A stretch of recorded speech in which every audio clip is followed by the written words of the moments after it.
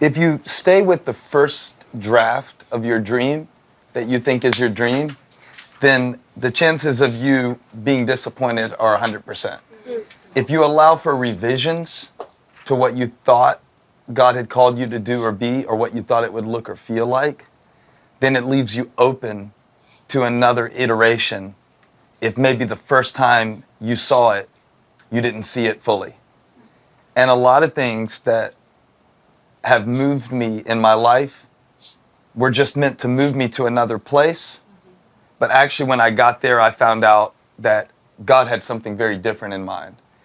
And to teach you, like, hey, hold on to your dream and don't let anything take it away or change it, would be to teach you not to be sensitive to God's Spirit. Right. Because how are you supposed to know at this age, how old are you right now? 22. Yeah. How are you to know at 22 where God will have you when you're 39? Or how will I know when I'm 39 where God will have me when I'm 62? And so we have to be tenacious about keeping our faith, but open-handed about what manifestation that takes in each season. And sometimes I think we marry too quickly our first ideal or our first passion. And so we fall in love with an immature idea of our calling or our life. And then God is bringing stuff to us that's really beautiful, but we reject it because it doesn't look like our blueprint.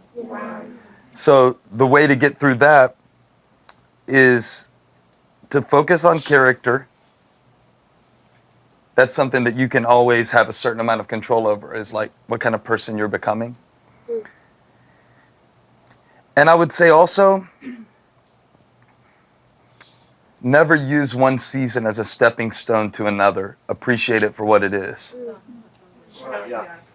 And that's a mistake because you will skim. You will skim the seasons because you'll think, well, this is my season of preparation. Preparation for what? You have one life. You have one calling.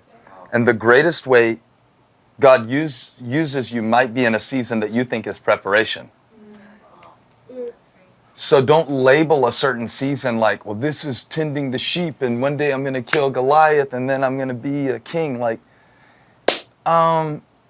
David wasn't out there going, if I keep the sheep good enough, I'll get to be a king. Right. For him, it was all part of one thing, which was called integrity. And that means being a whole person. And that's what makes you happy. So when that's your focus, then external things can discourage you, but they can't destroy you. They can get to you and you'll be sad and you'll go, I didn't see it going this way, but it won't devastate you. And the times I've become devastated is when I held too tight to my plan.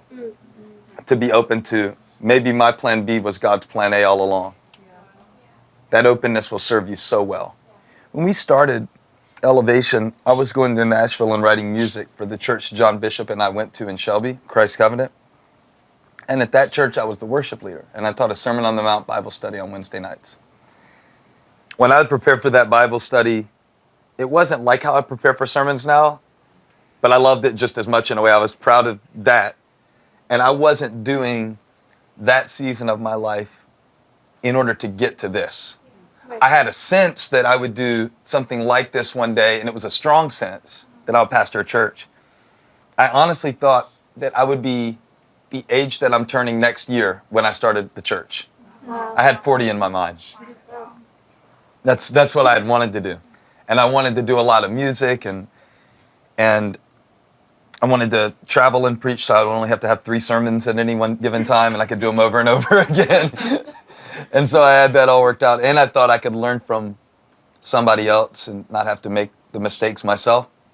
So all that factored in. And then as things moved along in the way that they did, I remember being in the airport, flying out of Charlotte to go to Nashville. And I was like, I guess this is my last songwriting trip, because I'm going to start the church now, and I need to give my full focus to the church. And at that time, it's kind of similar to, in a much smaller way, how Abraham thought he was sacrificing Isaac, but there was a whole nation in Isaac. Because, like I said Sunday, but I really didn't get to hit it, that what you think you're sacrificing, God intends to multiply. I did not do that justice this Sunday just for time. But I'm telling you, like, I thought I would be done with worship music. I didn't know, Annie would be listening to "Oh Come to the Altar," and that all that God had put in my heart would flow through me being obedient. I think if I would have kept trying to, like, I'm going to be a songwriter, I wanted this and I wanted that, and had it kind of followed where God had placed me and served the church I was in, and then when I was released into this, that maybe I wouldn't have been sitting here and hearing that from Annie today. But how did I know that God would let me have a part in a song that, again, was just on my phone, called "My Life Be an Altar," for 9 months, and I couldn't figure out how to write it. And then on the day we were throwing it away, I said, what if we just change it to "Oh Come to the Altar"? And then that song would reach you. So that's what I mean about, like, God connects dots, we don't. Yeah. And we just have to be like, this right now I'm going to do, this right now I'm going to do. And that's the hardest thing, because we want to see the whole connection and know we're not wasting time. And I wouldn't put it in a box if I were you. You can set an intention, you can get on a path, that's all important. At the same time, do not fall in love with the first draft of your dream. Because God may have like 3 dreams within one dream. Right. And it may be bigger than you knew to ask for. Because think about that, and I'll shut up. I'll go to another question. But remember Ephesians 3:20, right? Who knows that verse? Now unto him be abundantly more through Christ's power working within you. You know how people always shout over that verse? Now unto him, wow, who is able to do exceeding abundantly. I don't know why people shout, though, because above all we asked or imagine, that means God's not going to do what you had in mind. Right. So you're always going to have to be in this place of trusting that he knows better, which means that he's going to disappoint what you thought because he's going to do something different. Yeah. So people really should cry when you quote Ephesians 3:20 because it's exceeding abundantly or immeasurably more, depending on how you translate it, than you ask or imagine. So that means you're going to be asking God for one thing, and he's going, door number 2. Or no, 3 years from now. Or no, I'm going to use you to do it, but you're not going to lead it. You're going to be someone behind it. How Solomon got to build the temple, not David. And some things that you want God to do through you, he'll use you to encourage somebody else, and he'll do it through them.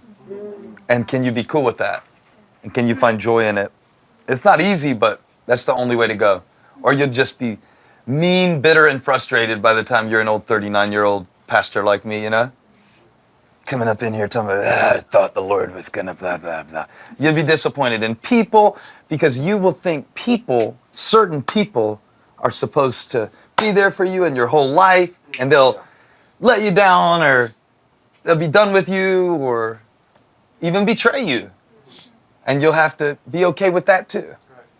Then you'll have to do the whole Jesus chose Judas too trick, Like somebody had to get him to the cross, right? So even people that hurt us, God uses in our life to crucify our flesh. I'm preaching better than y'all are shouting.